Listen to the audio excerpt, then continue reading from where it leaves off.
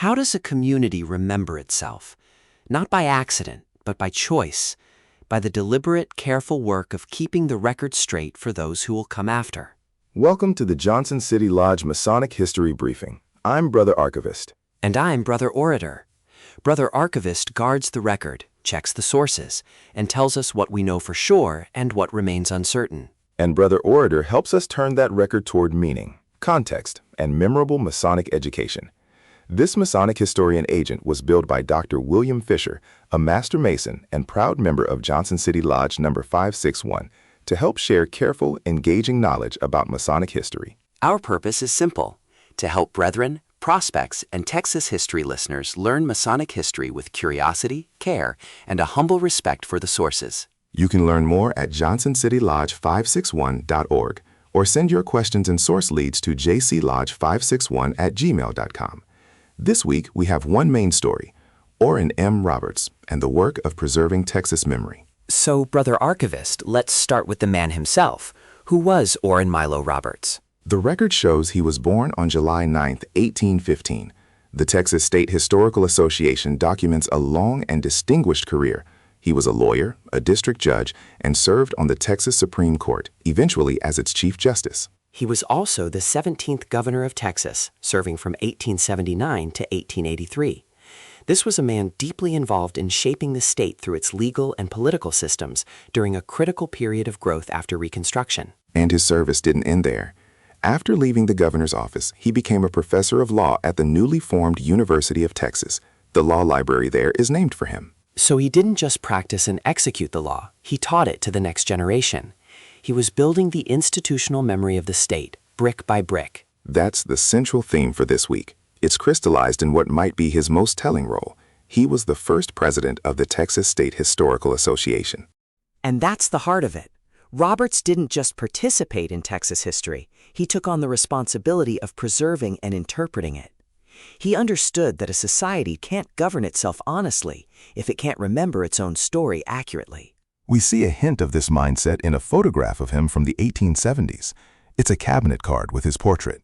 On the back, in his own handwriting, he noted that the likeness was taken around 1874 or 1875 in Galveston while he was Chief Justice.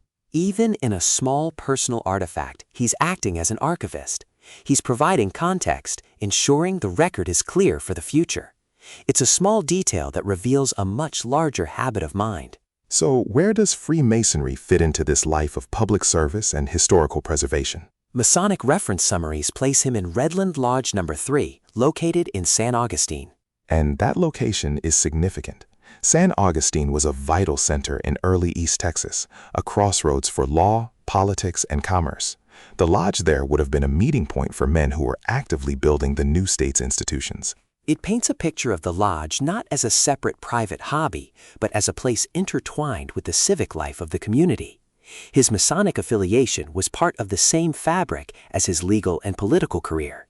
As is often the case with these 19th century figures, the Masonic record is a starting point. It encourages us to look deeper into lodge minutes and local histories to understand the full context. And Roberts isn't the only example this week of a Mason in high office. That's right. The same week marks the death of Beauford H. Jester on July 11, 1949. Jester was also a Texas governor and is listed in Masonic reference materials. According to the Texas State Historical Association, he holds the sad distinction of being the only Texas governor to die while in office. So when we look at Roberts and Jester together, the story becomes less about one famous man and more about a recurring pattern. We see Masons consistently appearing in the public institutions that shaped Texas through law, education, and governance. Which brings us to the lesson for our own lodge today. Indeed, the life of Oran M. Roberts is a powerful reminder for us at Johnson City Lodge No. 561.